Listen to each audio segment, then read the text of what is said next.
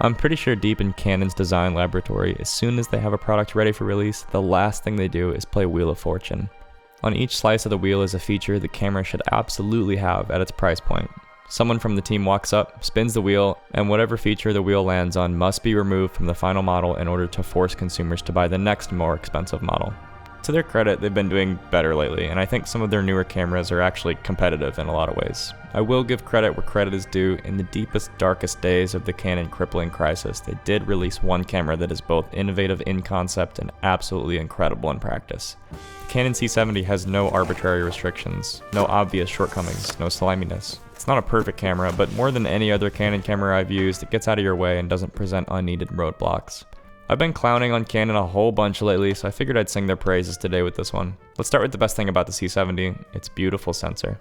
This Canon-designed 26.2 by 13.8mm Super 35 4K sensor is exceptional. One of the best in the industry still to this day. We get Canon's DGO technology, which is part marketing term, part shadow cleaner upper, and it's great at both. Cined's chart shows a whole stop of improvement in noise with DGO on versus off, which equates to one of the best dynamic range scores shy of the highest end cinema cameras in filmmaking. In RAW, you can find the patch range at 17 stops, with a signal-to-noise ratio of 1 at 14 and a signal-to-noise ratio of 2 at 12.3. Because the way the sensor exposes for shadows, there's no need to overexpose in most cases either, which is really nice. Readout sits right at 15 milliseconds, not class leading but also a non-issue for most users. I never saw any skewing in any of my footage. Speaking of footage, I went and shot some tests that I would love to throw in Resolve, but first let's cover the design of the camera body.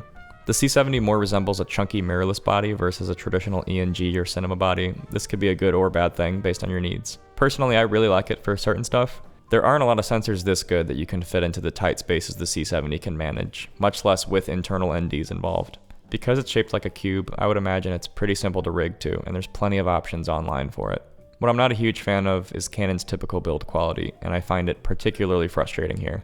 A $5,000 camera body shouldn't feel this cheap, and I'm hoping this is something Canon works on in the future. There's also been a lot of issues with this LCD hinge, which is super fragile, and a lot of C70 users have had theirs break over the years.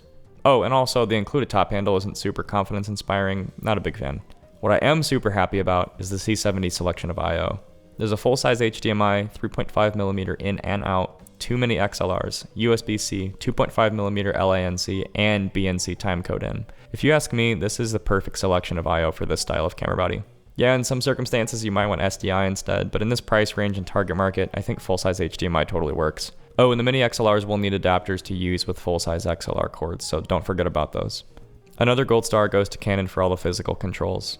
Although the body itself is more or less designed like a mirrorless, the physical controls feel right at home on a camera body that wears the cinema name.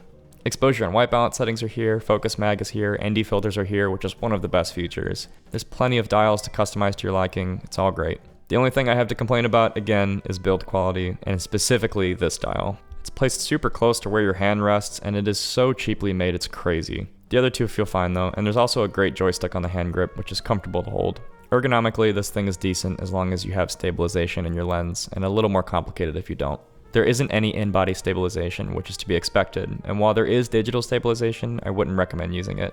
It can do some really funky stuff to your footage. Your last two options for leveling out micro jitter are building a really heavy rig or having some kind of support, both of which are totally doable. Part of a heavy rig is usually a battery solution of some kind, which you should feel free to do, but if you choose not to, the integrated battery system is excellent. There's a garage for Canon's BPA series batteries in the back, and you can get some seriously good battery life even on the smallest of BPAs. Last physical detail are the media slots, which are dual UHS 2 SD card slots. In the Mark II, I'm hoping they move over to CFB, but SD cards are totally fine. The only lenses I own are vintage, so usually I can't test autofocus, but I decided to try something kind of fun today. Along with my C70 rental, I also threw in Canon's new Beef Daddy 24-105 f2.8Z. These kinds of lenses usually aren't my cup of tea, but we'll give it a try for fun anyway.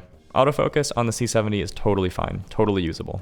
It doesn't give me the confidence of a Sony system, but it's definitely not bad either. If you're doing a simple talking head setup, you'll be totally fine, and there's plenty of features to make your life a little easier too.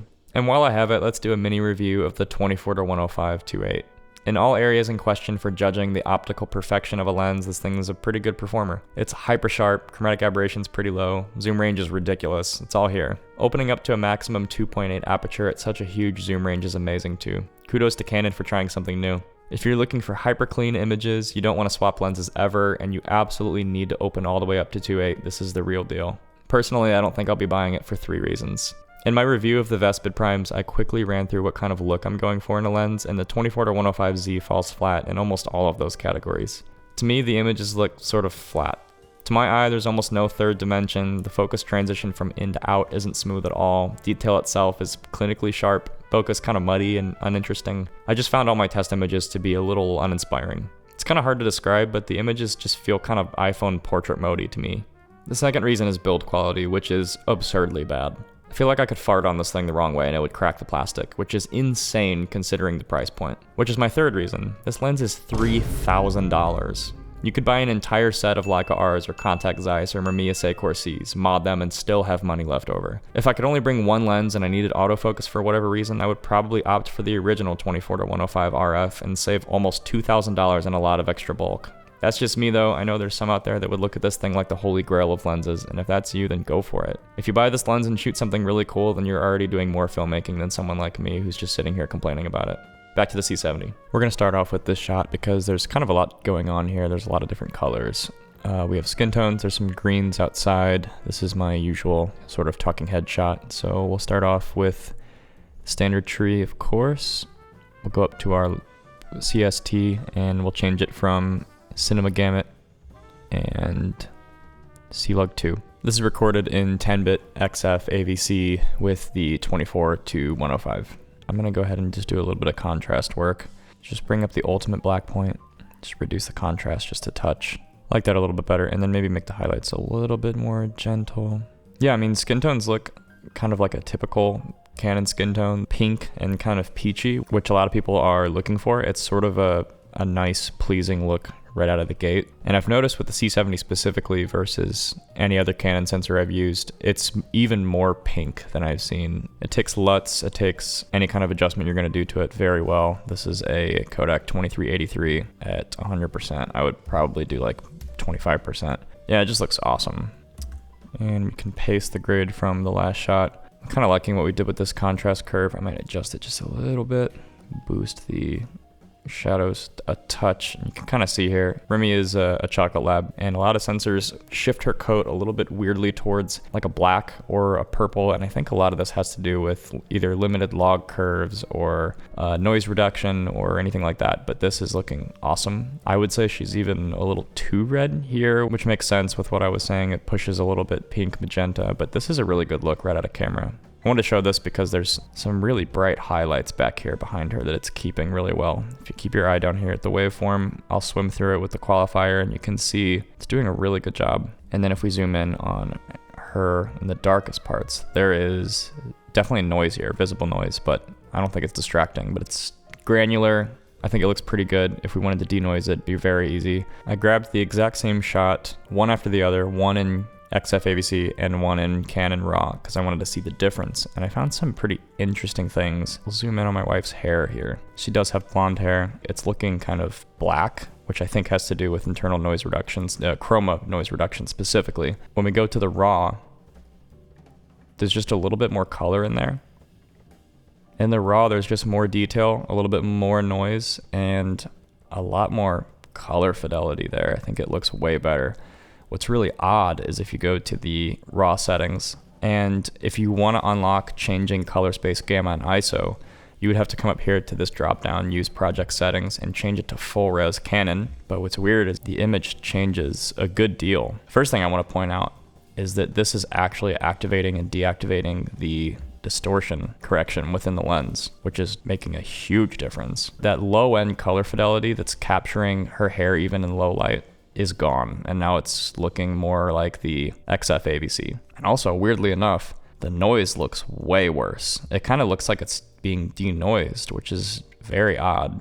For this grade, I'm definitely going to go to use project settings and let Resolve decode it however it wants. I just think this is a better result than whatever full res Canon is doing. And we'll kind of do the same thing. I'll go back and grab that grade, put it on this one. It's sharper, colors are better, and the noise looks way better. It's even more granular. Doesn't look like it's being denoised. I'm just curious. I'll switch this back to full res Canon. Man, that is so weird. Here's a brighter skin tone shot. We are outside, And this is nothing but the CST. This looks pretty good right out of the gate. This is again all recorded with the 24-105 2.8Z. Again, we have these rosy, sort of pinky Canon skin tones. If you're after that, then this camera captures it in all of its glory. We'll run through this shot last. This is all the way at 105 millimeters. Just a little bit underexposed too. Raise those shadows up just a little bit. Actually do a little bit of an S-curve on this one. Really punchy colors. I think the LUT actually might be a little bit more heavy-handed than the CST. CST is a little bit lower contrast, which I usually prefer. Unbelievable. Yeah, there's actually not that much to talk about here. It's amazing that the camera is able to shoot RAW internally now after the firmware upgrade that they did. Noise performance is really great. Colors look great right out of the gate. I like the noise pattern. Low light performance is awesome. As far as image quality goes, this really is one of the best sensors on the market still. The Canon C70 was and is amazing. The image quality is so good it's crazy. The form factor is really cool and unique, and you get all the features you could ever want in a run and gun camera.